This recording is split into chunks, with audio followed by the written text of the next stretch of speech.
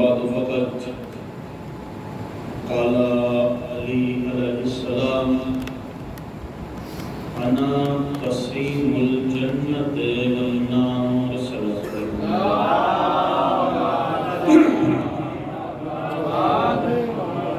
امیر کائنات کا ارشاد گرامی کہ جس کو بغرض عنوان آپ کی سماعت کی نظر کیا ارشاد فرمایا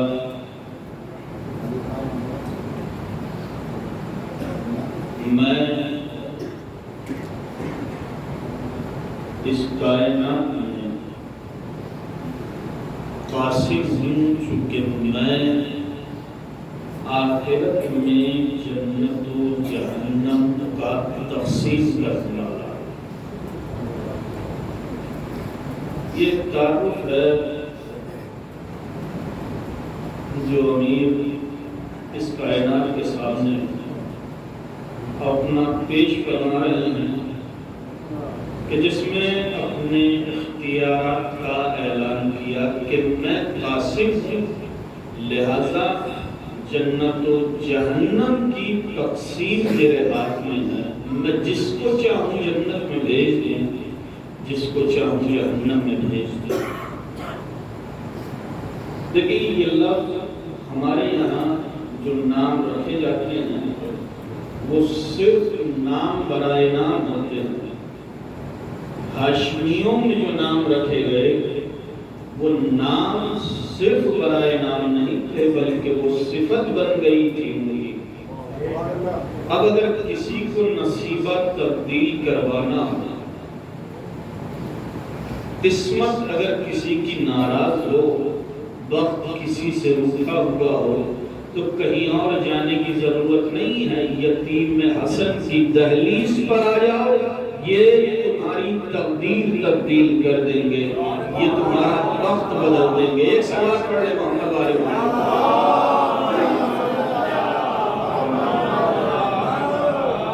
چونکہ قاسم اس کا نام ہے کہ جو با اختیار ہے صاحب اختیار نہیں اگر جملے پر ابھی بھی شک ہو رہا ہے ابھی بھی اس پیش و پس میں ہو کہ ہماری سمجھ میں نہیں آ رہا کربلا کے یہ رنگا مجاہد اپنے اختیارات کس طرح سے رکھتا ہے تو اس گھرانے سے وابستہ ہو جانے والے ان افراد کو دیکھو کہ جو نہ ان کے شجرے سے تھے جو نہ ان کے قبیلے سے تھے نہ جو ان کے اسرے سے تھے بلکہ بغداد کی گلیوں میں ان کی ولایت کا حامی دیوانگی کی زندگی گزار رہا ہے اور اس دیوانگی کے عالم میں اگر مٹی کو ہاتھ لگا دینا ہے تو وہ جنت میں گھر بن جاتا ہے جنت میں گھر بن جاتا ہے اور جب خریدنے والا یہ چاہتا ہے کہ خریدا جائے تو اسے بتایا جاتا ہے کہ یہ جنت مال سے نہیں خریدا جاتا بلکہ حب آل محمد سے خریدا جاتا ہے مال کے ذریعے خریدے جانے والے گھر اور ہیں حب آل کے ذریعے خریدے جانے والے گھر اور ہیں اور گھر حب آل دل میں آ رہی ہے تو پھر کیفیت دل بدل جاتی ہے کیفیتیں بدل جاتی زندگی بدل جاتی ہے تبدیل ہو جاتی ہے یہاں انقلاب آ جاتا ہے حب آل محمد اگر دل میں آ گئی ہے تو پھر تبدیلی آنا لازمی انسان سے کیفیتیں کیا پیدا ہو جاتی ہیں کہ وقت کا امام یہ کہتا ہوا نظر آتا ہے کہ جیسے چاہنے والے مجھے ملے ہیں ایسے چاہنے والے اور یاد رکھیے گا کہ حسین ابن علی کسی گمان کی ترجمانی نہیں کر رہے ہیں حسین ابن علی کے سامنے سلمان کی زندگی بھی ہے عمار کا کردار بھی ہے ابو ذر کی سیرت بھی ہے ان تمام سیرتوں کو سامنے رکھنے کے بعد امام علیہ السلام یہ فرما رہے ہیں کہ جیسے چاہنے والے مجھے ملے ہیں ایسے چاہنے والے نہ میرے بابا کو ملے ہیں نہ میرے نانا کو ملے ہیں نہ میرے نانا کے پاس وہ کردار ہے اور یہ وہ ہیں کہ جو چاہنے والے جو ان کی اولاد ہے تو پھر اس کا کمال کیا ہوگا پھر اس کے کردار کی بلندی کیا ہوگی پھر اس کے اختیارات کیا ہوں گے، پھر اس کا تحفظ کیا ہوگا، پھر اس کی شجاعت کیا ہوگی، پھر اس کی دلیری کیا ہوگی، پھر اس کی کرامتیں کیا ہوں گی، اس کا اندازہ نہیں لگایا جا سکتا۔ یہ وجہ ہے کہ قاسم ابن حسن نے کربلا کے میدان میں جب چاہا کہ اپنی فضیلتوں کا اعلان کیا جائے تو اب خیمے سے جب نکلے ہیں، مقتل کا جملہ یہ ہے کہ خیمے سے جو بھی بہادر نکلا ہے وہ تن پر زرہ ڈالے ہوئے تھا، سر پر خود رکھے ہوئے تھا، بغل میں تلوار حمائل کیے ہوئے تھا، خنجر سجائے ہوئے تھا، مگر قاسم جب میدان میں یہ خیمے سے نکل رہے ہیں تو اب تن پر زرہ نہیں ہے، سر پر خود نہیں ہے، ایک تلوار اور ایک نیزہ لیے ہوئے آستین کو نیوں تک پلٹے ہوئے ابھی گھوڑے کی سواری نہیں کی، پاکیانہ خیمے سے برآمد ہو رہے ہیں۔ گھوڑا پاس نہیں، سواری پاس نہیں، صرف ایک تلوار ایک نیزہ لے کر خیمے سے نکلے۔ مقتل میں جو آج تک پڑھا گیا ہے، ذاکرین کی زبانی جو سنا گیا وہ یہی کہ یہ شہزادہ جب مقتل کی جانب بڑھ رہا ہے تو حسین ابن علی نے سوار کرایا، گھوڑے پر سوار کیا، مگر کتابوں میں یہ فقرہ بھی ملتا ہے کہ قاسم جب میدان کی جانب جا رہے ہیں تو اب سواری نہیں ہے، صرف ایک نیزہ، صرف ایک تلوار۔ جب میں نے تاریخ طبری کو پڑھا تو اس میں آپ کو یہ فقرے ملیں گے کہ جب امام حسن کے ساتھ جنگ ہوئی تھی تو ظالموں نے تبرکات امام حسن چھینے، کوئی مسلح لے گیا، کوئی لباس لے گیا۔ محمد ابن اشعث امام کا سالہ وہ مرکون امام سے گھوڑا لے کر چلا گیا اور کربلا کے میدان میں گھوڑے سمیت موجود تھا۔ امام حسین نے دیکھا اور پھر قاسم کی جانب متوجہ ہوئے۔ قاسم یہ اپنی شجاعت کے اعلان کی منزل بھی ہے کہ آگے بڑھ کر پہلے اپنے بابا کا گھوڑا چھین لے، اس کے بعد اسی پر سوار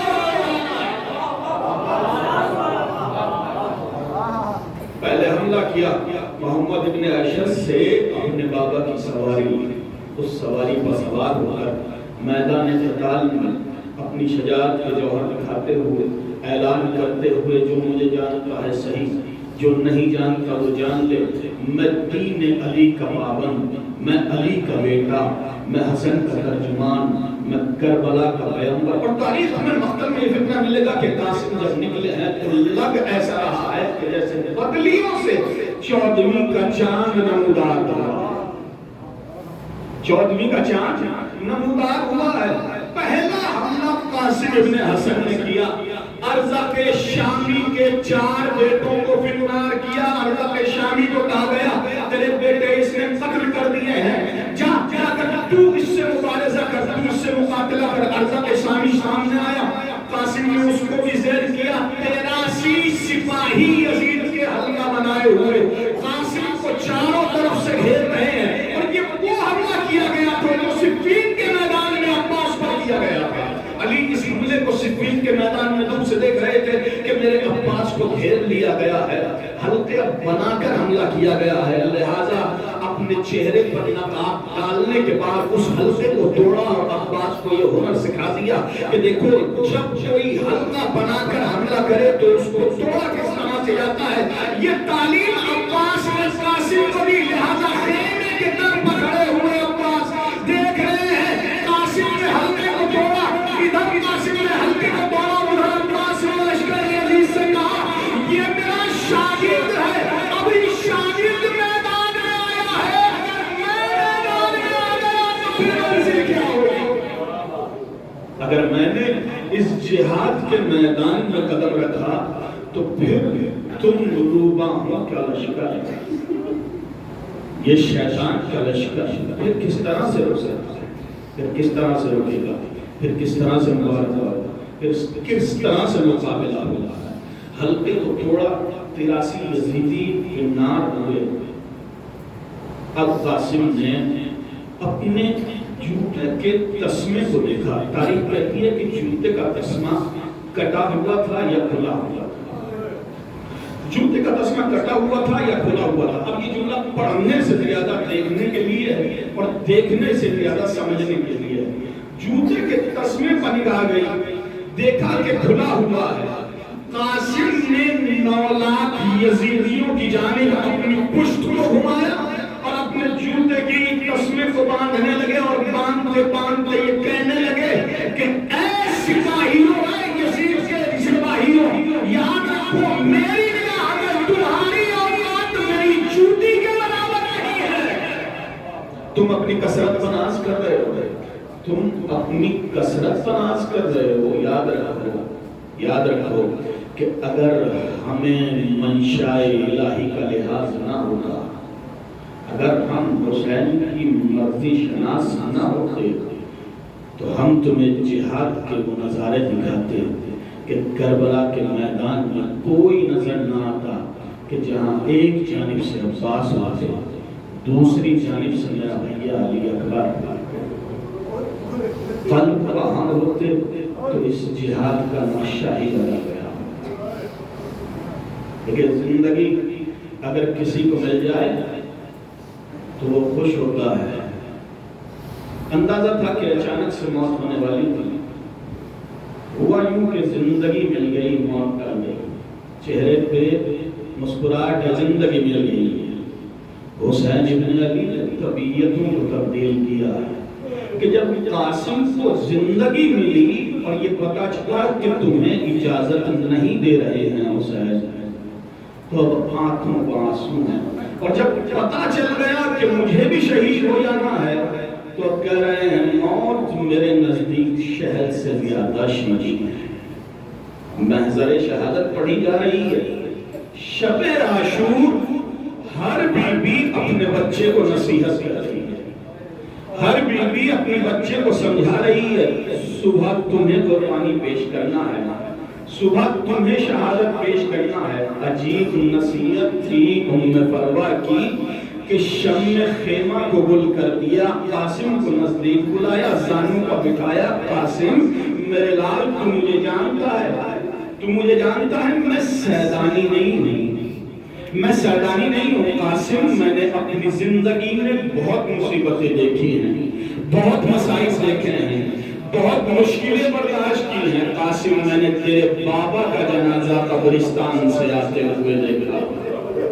اور جب تیرے بابا کا جنازہ قبرستان سے آیا تھا تو زینب نے کہا تھا بھیا میں نے کفن تو سفید پہنایا تھا، یہ سرخ کیسے ہو گیا؟ قاسم تجھے اکبر سے پہلے شہید ہونا، اما ذرا صبح شہادت نمودار تو ہونے دیجئے، ذرا شہادت کا بازار گرم تو ہو۔ قاسم سب سے پہلے اپنی جان کا نذرانہ پیش کیا، صبح شہادت نمودار ہوئی، ایک ایک شہید مقتل میں جا رہا ہے۔ قاسم جب بھی حسین سے اجازت لینے کے لیے جاتے ہیں، حسین جی کہتے ہیں قاسم تو میرے بھیا کی نشانی ہے، تجھے کیوں کر اجازت دوں، تجھے کس طرح سے اجازت دوں؟ جب اجازت نہ ملی تو بچہ خیمے میں گیا اور تنہائی میں بیٹھ کر رونے لگا،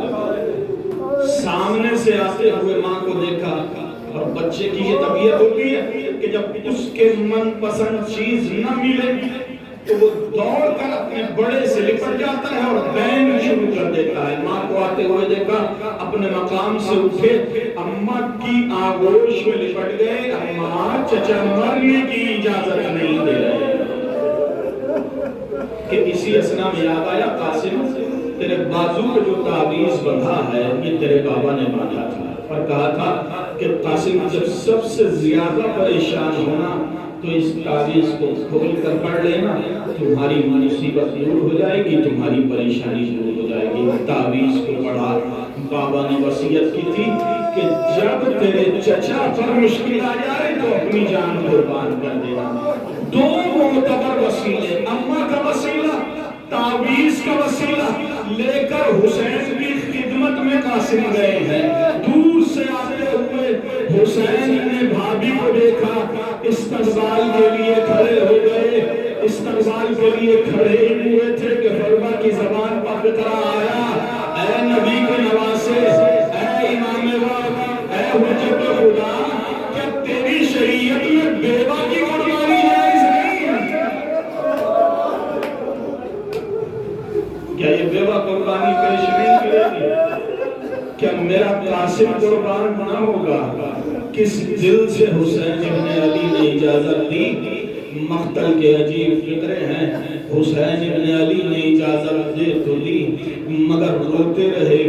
آنسو بہاتے رہے، اشک بہاتے رہے۔ قاسم میرے نزدیک آ، سینے سے قاسم کو لگایا، گریہ کیا، حسین پر خشیداری ہو گئی ہے۔ زینب کی مجبوری سمجھو کہ بھائی خشیداری ہو گئی ہے اور افاقے کے لیے پانی نہیں ہے۔ کس طرح سے افاقہ ہوا حسین ابن علی کو؟ زینب نے آنسوؤں کا چھڑکاؤ کیا، حسین نے کھڑے ہو کر قاسم کو خود گھوڑے پر سوار کیا۔ قاسم الوداع، چلے چند کام قاسم، روک لیا حسین سے۔ قاسم میرے لال رک جا، اے میرے لال رک جا۔ حسین آگے بڑھے، آگے بڑھنے کے بعد قاسم کا گریبان صاف کر دیا۔ قاسم کا گریبان صاف کر دیا۔ جب سوال کیا چچا یہ کیوں؟ میرے لال یتیموں کی نشانی ہے، جب کوئی یتیم میدان جہاد میں جاتا ہے تو اس کا گریبان چاک ہوتا ہے۔ قاسم الوداع، اے قاسم خدا حافظ۔ کس دل سے حسین ابن علی نے رخصت کیا کہ اب پلٹ کر خیمے میں نہیں گئے، در خیمہ سے جہاد قاسم دیکھ رہے ہیں، اور جب جہاد کر رہے ہیں قاسم تو شاباشی دے رہے ہیں۔ شاباش میرے لال، شاباش میرے لال۔ آج ہم نے بتا دیا کہ دنیا جو حسن و بزدلی کا الزام بھرتی ہے، اس کا لہو کتنا شجاع ہے۔ جس کا لہو اتنا شجاع ہو وہ خود کتنا شجاع ہوگا۔ ہاں جہاد کرتے کرتے، قتال کرتے کرتے لشکر اعلیٰ میں ایک آواز بلند ہوئی، یہ حسن کا بیٹا ہے، یہ علی کا بیٹا ہے۔ اس طرح سے زور نہیں کر سکتے، سب مل کر حملہ کیا، سب نے مل کر حملہ کیا۔ تاریخ کے اندر یہ کہ قاسم سے گھوڑے پہ نصب لگا، زین سے زمین پہ نصب لگا، آواز دی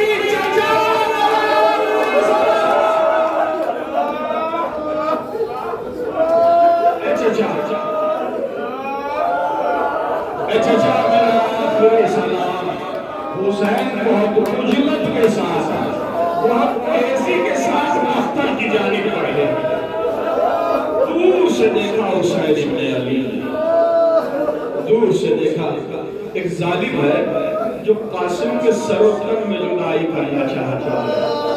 نہ رہا گیا حسین سے، غضب پروردگار بن کر لشکر یزید پر گھرے۔ حسین کا حملہ لشکر اعلیٰ میں بھگدڑ مچی، 13 برس کے بچے پر 1300 گھوڑے گھر سے گزر گئے۔ دہانی مچھلیاں ماری جائیں، دہانی مچھلیاں ماری جائیں، بائی مچھلیاں ماری جائیں۔ اب جملہ سنو حوصلے کے ساتھ، حوصلے کے ساتھ یہ جملہ سنو۔ امام غریب نے زیارت الہیہ میں سلام بھیجا، السلام علیہ سلام ہو میرا کربلا میں بکھرے ہوئے آزاد، سلام ہو میرا کربلا میں بکھرے ہوئے آزاد، کہ حسین ابن علی نے قاسم کو تلاش کیا، قاسم نظر نہ آیا۔ ایک بلندی پر حسین پہنچے، آواز دی قاسم، غریب چچا بلا رہا ہے، کوئی آواز نہ آئی۔ قاسم میری نور بنتا ہے، قاسم بھی